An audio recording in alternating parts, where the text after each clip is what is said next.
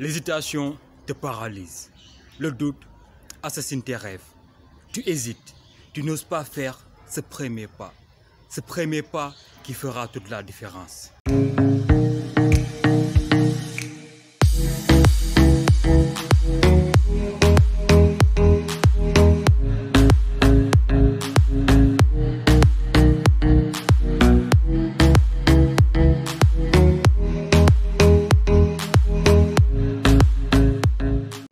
Quand je pense que dans le passé j'avais des problèmes de communication, j'avais une forte croyance que je ne parviendrais pas à communiquer, à être à l'aise face à des gens.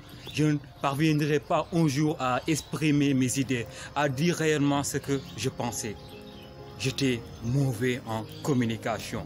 Si tel est le cas, si vous êtes dans cette même situation, dites-vous que vous pouvez changer la chose parce que rien n'est impossible à celui qui essaie de changer.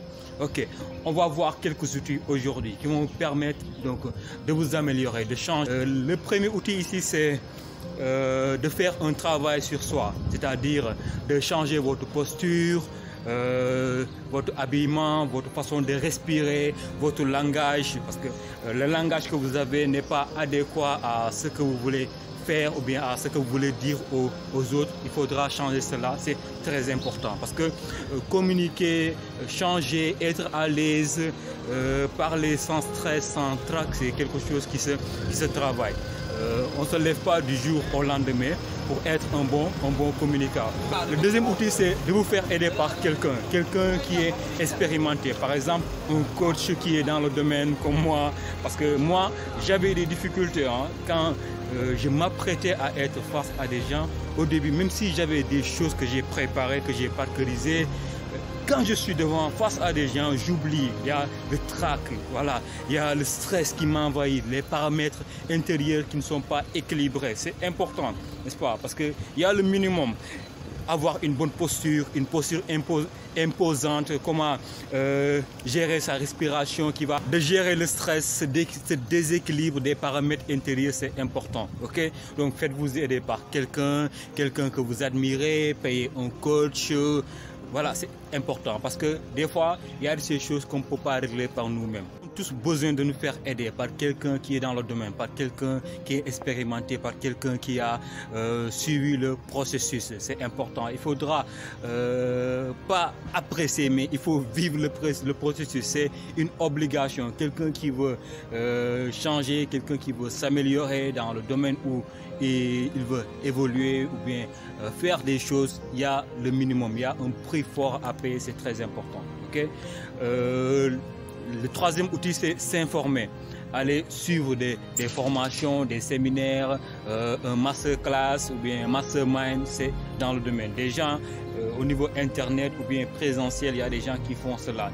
Par exemple, chez nous, nous avons le programme Agir pour changer. C'est un programme de coaching qu'on fait en ligne avec 3 modules, n'est-ce pas? Si vous êtes intéressé, n'hésitez pas à nous contacter parce que chaque personne aimerait être meilleure qu'hier. Chaque personne aimerait devenir une nouvelle version d'elle-même. Parce que même si parfois j'ai des difficultés pour agir, mais qu'est-ce qui fait que jusqu'à présent tu ne parviens pas à agir, tu ne parviens pas à amener le changement? Peut-être c'est la peur, peut-être c'est la timidité. Tu as une forte croyance que tu es comme ça, tu ne peux pas changer, c'est indéniable, tu es né comme ça. Non, non, non, on ne naît pas comme ça ou comme si on ne naît pas timide, on ne naît pas manque de confiance. Parce que la confiance, je l'ai tout le temps dit, c'est quelque chose qui se travaille. C'est grâce aux actions que vous faites tout le temps par rapport à cette chose qui vous fait peur, qui vous permet de gagner de la confiance. Ok? Donc, il faut que vous prenez cette décision qui n'est pas facile au début. Nous avons peur, nous avons des ressentiments, nous avons ce sentiment d'insécurité par rapport à la chose. Mais la pire chose que vous pouvez faire, c'est quoi? C'est vouloir faire quelque chose et que vous laissez la peur vous paralyser, vous tétaniser jusqu'à ne pas pouvoir faire un pas. Sachez que c'est un péché.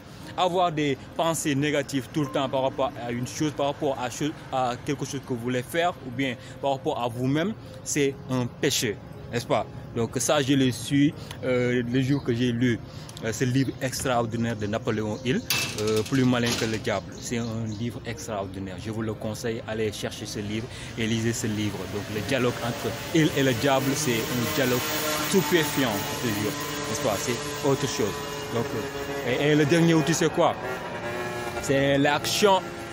Action constamment.